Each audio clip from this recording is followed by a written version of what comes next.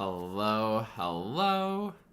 I believe we are live, but I'm going to double check that real quick because, again, I have kind of a slightly new setup, but it looks like we are good to go. So welcome to this week's live Monday Music Motivation. I hope that you are having a fantastic start to your week and had a fantastic weekend. Today I have something that's been very relevant in my own playing, which most of the time the live Monday Music Motivations are kind of relevant to my own playing and sort of what's keeping me inspired and motivated, or things that I've learned and things that I can hopefully help you avoid as frustrations in your playing as well. So for today, I want to talk about this idea of kind of hard things. I feel like it's very kind of fun and it's something that we kind of culturally do, especially at least in America. But I think it's pretty common for musicians kind of all over, where we complain about the hard things and we play this piece and we're like, oh my gosh, it's so fast, it's so hard, look at that big leap, wow, this is all so crazy, and that articulation is so fast, and all of this kind of stuff. And I think it's a somewhat a form of venting, which I think in some regards is somewhat healthy to do. And it's also kind of fun because we look at a piece of music and we're like, oh my gosh, this is so hard, this is crazy, this is impossible. And then we do it pretty well in a performance and it makes us kind of feel good about ourselves. However, there is a kind of danger to that and kind of a trap that I want to make sure that you're aware of and just to make sure that you're kind of avoiding it and steering clear of that I've been noticing in my own playing. And it's a really small, simple, silly little thing that's having a pretty big impact, at least on one beat of a piece that I'm working on. So there's 16th notes. They're pretty fast. The tempo is not so relevant, but it's these fast 16th notes that start in the middle of the staff and go C with the right pinky, C sharp, D sharp, E. So it's this kind of lots of pinky action, C, C sharp, D sharp, E. And what's happening in there is my pinkies are just not wanting to coordinate well, especially the right pinky is feeling very uncomfortable going from the C to the D sharp and then to the E. And it's a very basic pinky motion. It's a pinky motion that I'm capable of doing, but as I'm starting to speed up the tempo, it feels like it gets all tense and cramped up and doesn't feel good. And I've been really sort of observing that and thinking about that and working on that to figure out what is actually going on that's causing that. And it's totally, my pinky is actually moving too much. It's because I'm trying to get from that C to the D sharp and I'm lifting my pinky too much and sometimes overshooting the D sharp key. Not so much that I'm not hitting it, but I'm just not hitting it in the same way that I'm hitting all of the other pinky keys. So that's what's feeling uncomfortable, is that I'm hitting it in a different way.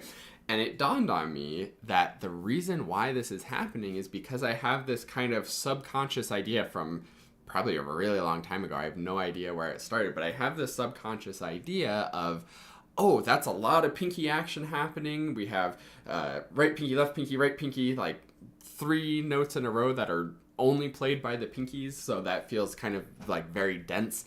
Also looking at it on the page, it's written in accidental, so there's C and then there's the sharp for the C sharp, there's the sharp for the D sharp, there's an F sharp on the downbeat, so it feels like there's a lot of sharps and a lot of accidentals happening. So there's also this subconscious, like, it's dense pinky motion, it's dense accidentals happening, and I've very much so subconsciously encoded that as being difficult. And because I think that's difficult, I'm working harder with the pinkies to try to get through it and moving my pinkies too much, which is causing problems. So it's something that I first became aware of, this kind of right pinky on D sharp or E flat issue, like, let's see, maybe almost 10 years ago now.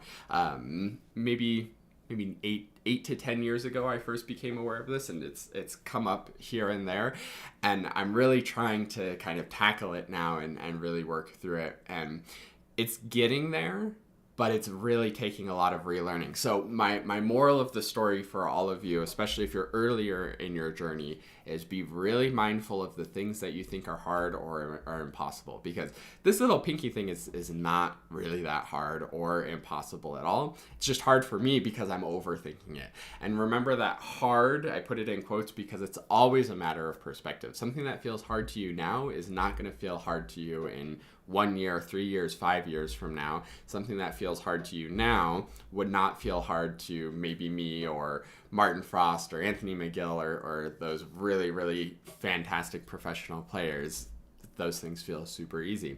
So hard is always a matter of perspective, and the more you kind of subconsciously encode, oh, this is really hard, the harder it's going to be. So stop complaining and venting about how hard things are. Trust that you'll figure it out. Go slow enough and simplify enough that it can feel really confident, comfortable, and in control, and then work your way up from there. So that's my little bit of motivation and inspiration for you. Now make sure that you fill out your practice template. I didn't get a chance to do mine yet, so I'll be doing it with all of you right after I'm done watching this. But here is what it looks like. You can see mine from last week to see a filled out one. Here's a blank one. You can get this template at quickstartclarinet.com/get started. That link's in the description. It's in my free members area with a bunch of other great stuff. Or you can make it for yourself. Fill out the date for the week, reflection of how things are going, goal for what you want to achieve this week, and then your plan for when you're going to work on things, what you're going to work on when you work on it, and then put that in your calendar, put it in your planner, set the reminders, get it scheduled so that it actually happens and you achieve that goal for the week. Because when we keep achieving our little goals week after week after week after week, then the big goals really start to fall into place. So I hope that gives you some food for thought for the week. I hope that you have a fantastic week of practice. Let me know in the comments if you have any questions, and I will see you next week on the next live Monday Music Motivation. Have a fantastic week, everybody. Bye. Happy practicing.